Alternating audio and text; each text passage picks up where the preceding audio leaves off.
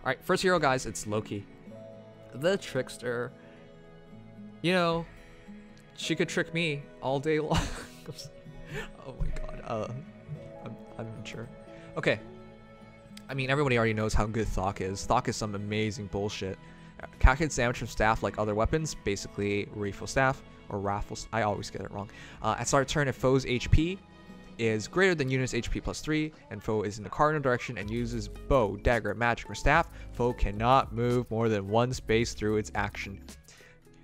Basically, it's really easy to have, you know, wait, if foe's HP is greater than unit's HP plus 3, yeah, it's really easy to have more HP than Loki because she's a mage. You know, she's a healer. She doesn't have like crazy low HP, but it's really easy to trigger this. And all that happens is they can hardly move. And if they can hardly move, it's really easy for her to pick them off. If you literally just have one hero, like she could attack and then get like, you know, if you had another staff hero, like if she attacks, they can counterattack if they have disencounter or a range attack. But basically if you have like, or you could just put it on her, dazzling staff. And then you attack, you draw back, and then they can hardly move. So it's really, really good. Because they'll continue to go straight up trying to hit her. She should be like in most cases, the target that they want to hit. So yeah, there's a lot of ways to abuse this and really take advantage of, for arena assault, maybe even GHBs or whatnot. So Thok is a great staff. If anything, it's been really annoying to deal with when attacking her in like story mode.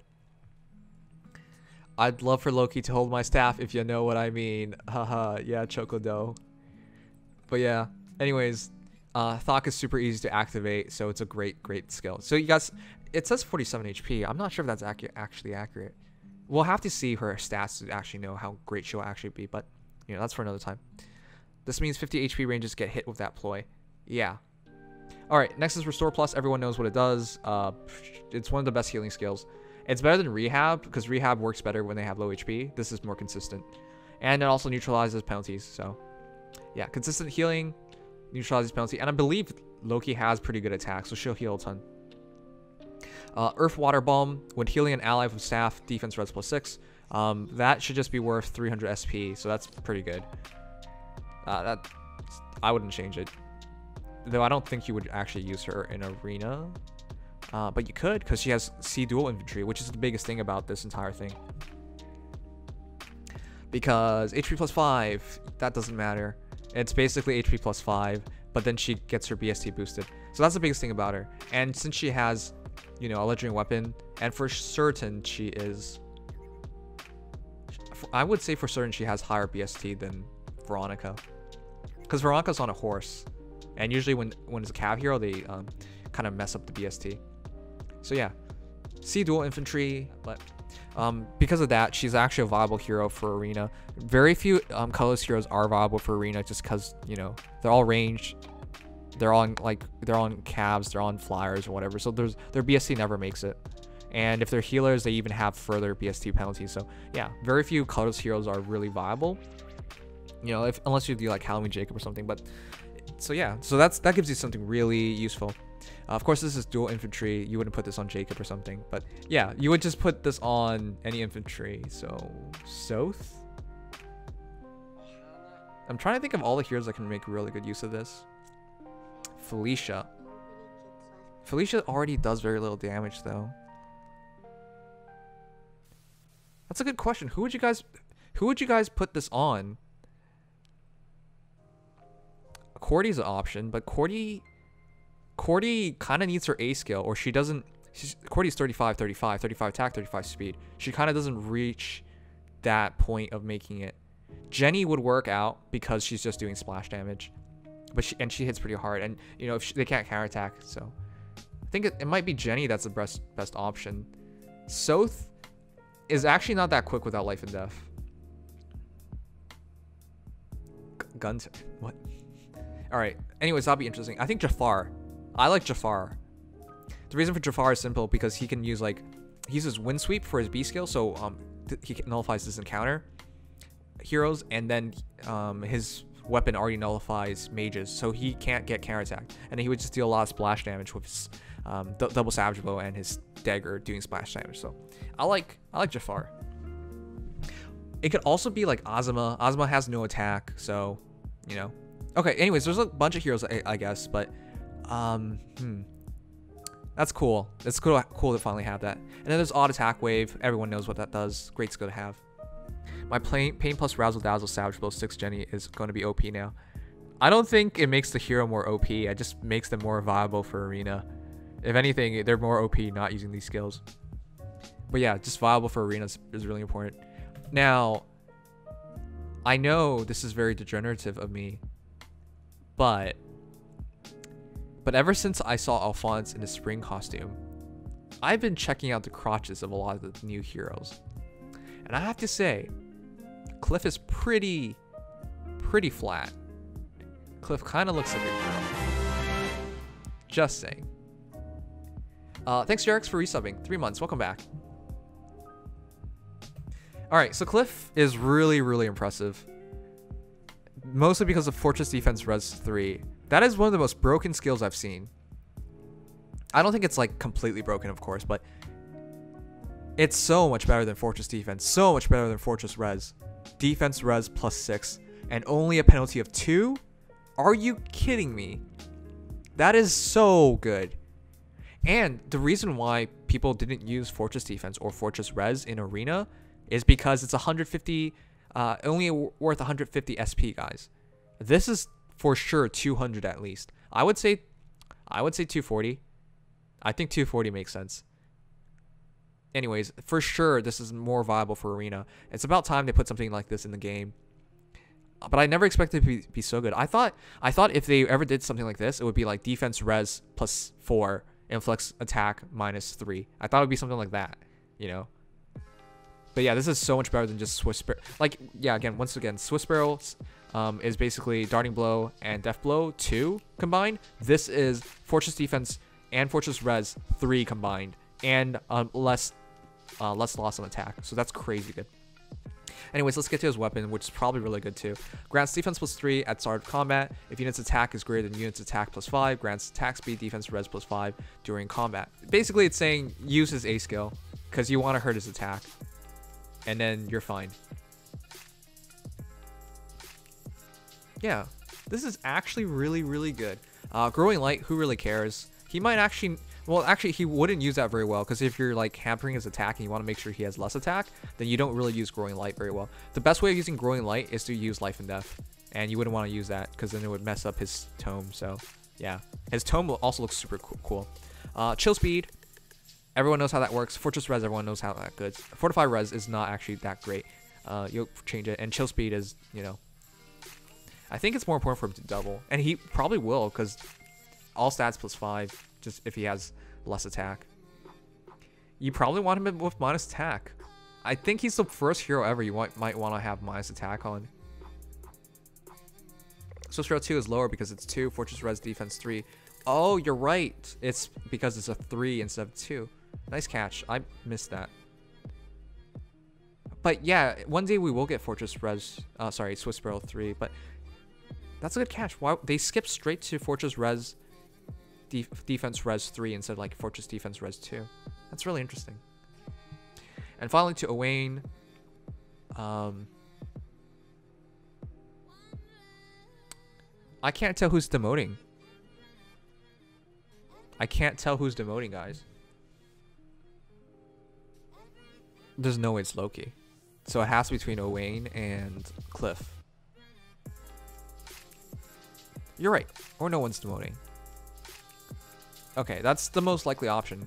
Because I see Raph attack defense spawn. I already know it's not happening. And Kliff having that ridiculous A skill of Fortress Defense Res 3. That's not happening either. And just Chill Speed. So yeah, that's not happening. So there's no demotions.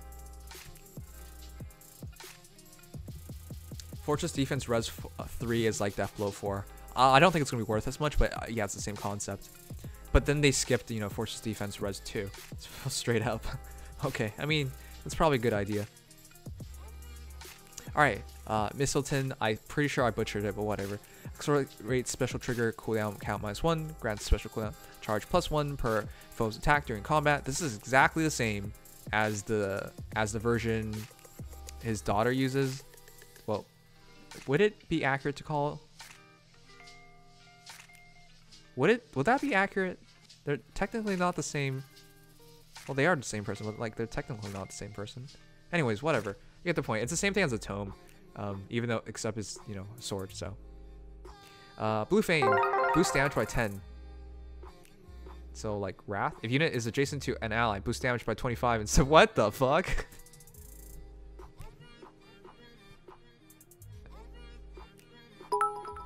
What? Life and death 4 win +8 attack and speed -6 defense and breeze.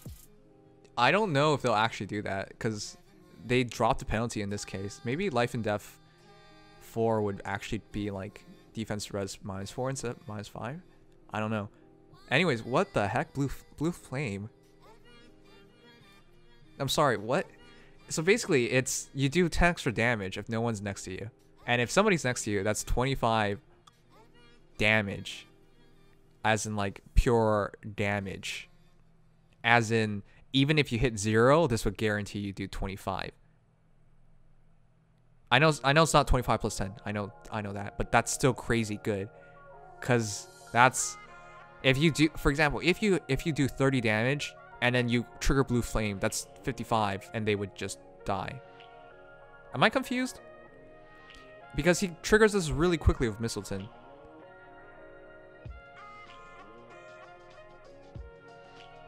It just says boosts damage by 25. So if you're hitting 0 with your damage, it would just boost it by 25.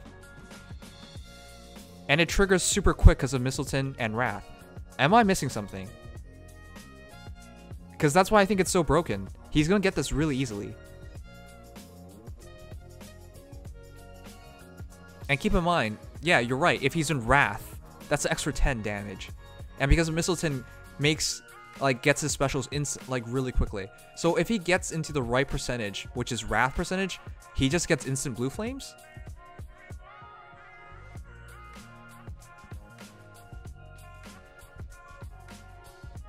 That's crazy. He has 2 charge and +2 when enemy attacks him, so instant every time. Yeah, that's what I'm saying. This is crazy. And he has attack defense bond, which makes him a lot better to receive an attack. Not to mention he would hit back even harder. This is crazy good. I'm not making a mistake, right, guys? Because that seems way too good. So I want to think I made a mistake. But from what I can tell, I didn't make a mistake. So at bare minimum, when blue flame triggers, it's 25 damage. And if Mistleton and Wrath is there, it's 35 damage, and it's instant every single time he's attacked. So that's crazy good. And if he has somebody next to him, it's not just, increased damage by, boost damage by 25. It's also attack defense bond. So he's so good. Oh yeah, okay. Well, I guess just use guard. I guess we just got the guard meta from the last banner, so I guess that nullifies this. Oh my god. But that's like, you gotta spend to keep up with the meta. You're right though. Special fighter and the recent guard weapons is how you stop this, but that's really lame. I'm not okay. Well, this is really good, this is really good, and there's a counter to it, but I'm not a fan of how they did that then. But anyways, he's amazing. Spurs speed defense 2, Wrath, everyone knows what that stuff is about, but he's crazy good. Instant 25 damage to 35 damage, RIP anyone who fights him. Right, keep in mind, if he just does like 20 something damage, which he should do, because he has attack defense bond, and then he gets his special to trigger, and if he's in Wrath even, he basically wipes out any hero he's fighting. Guard doesn't stop insta specials though. It doesn't, but this is an instant. He has to get hit one time. Okay, well, that is the banner. This is crazy. No armor's no problem. I think the only thing that could... Oh, this is back to the armor meta, man. Alright, guys, that's the banner. What do you guys think? I think it's a bit insane. Loki is a great addition to the game because, great staff hero. Brings along, dual infantry for colorless. That's good. That's great. Hard to disagree with having Loki. And she's thick.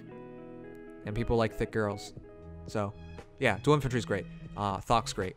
Great mage. Great staff hero. And then we have Kliff. Kliff is actually also really good because he has, Fortress Defense Res 3. That's really good as well. That's, you know, +6 defense res, -2 attack. That's something amazing. It basically skips Fortress Defense Res 2, which is great. Chill Speed's nice to have, and his weapon's not bad at all because it works so well in conjunction with his A skill. By dropping his attack, he triggers his A skill even more better. Though technically, you kind of want, because the skill is, the penalty on attack is lower, it kind of messes it up slightly. But that's kind of funny. Also grants defense +3. He's going to be bulky. So yeah, he's really good too. Kliff's really good. The moment we have colorless dual cav, it's the healer meta. Yeah. Sorry, earlier I said could be put on Veronica, but it's totally wrong about that. I was just thinking about all the heroes could possibly, all the colorless heroes that could possibly use it. And there's not a lot of good infantry colorless heroes. I mean, there are, but if you use them in conjunction with this stuff, I don't think there's that many. Anyways, Owain, I think, is the star of the show. This is kind of insane. Do you guys see that? Man, such a Chunibyo.